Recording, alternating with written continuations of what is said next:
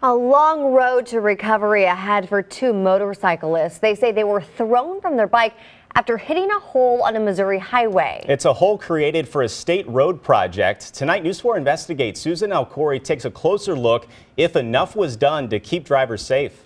I don't want to see the roads left unattended to where someone else can get hurt or lose their life. Looking down the highway, it was right there where that sign. Rick Gish spots the stretch he's only driven over once. All I remember is going into the gravel. But will never forget. When I hit, boom, I mean, it ejected us from the bike immediately. A day of riding his motorcycle with friends cut short by a crash.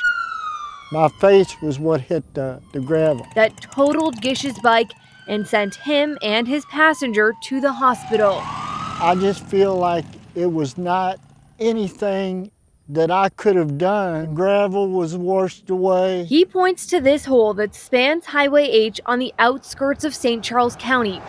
It was cut in the road during a MoDOT project to replace a culvert.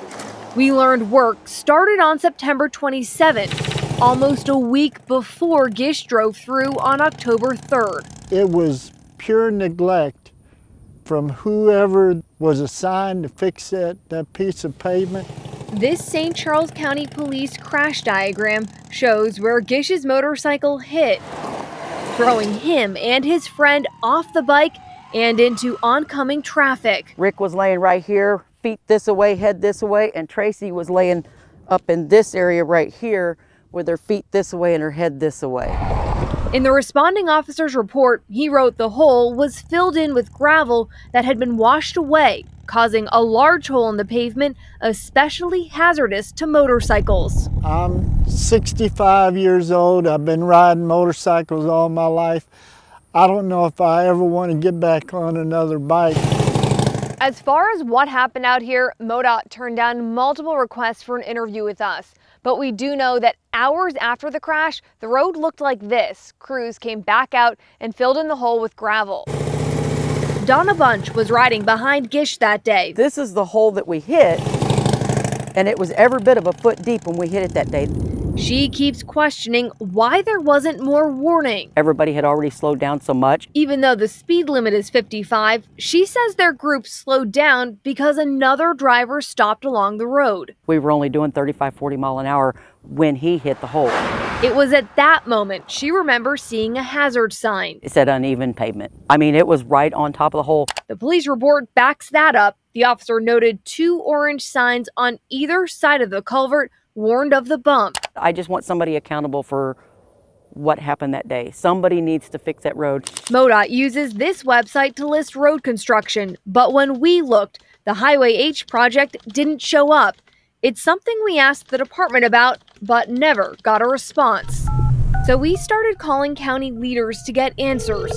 Council member Nancy Schneider, County Executive Steve Ellman, and State Senator Bill Eigel all turned down interviews and pointed us back to MoDOT. All this here scabbed up.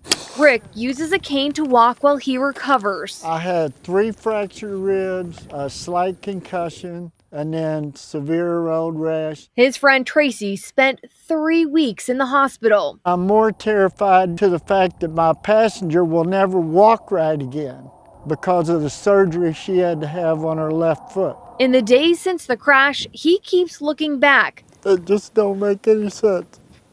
And wondering if something could have been done to prevent their pain. It messed Tracy's life up for the rest of her life. Since we started asking questions, MoDOT did this. Crews paved the road. Woman who was hurt in the crash told us she hired a lawyer who advised her not to do an interview while they weigh their legal options. Susan Alcori, News 4 Investigates.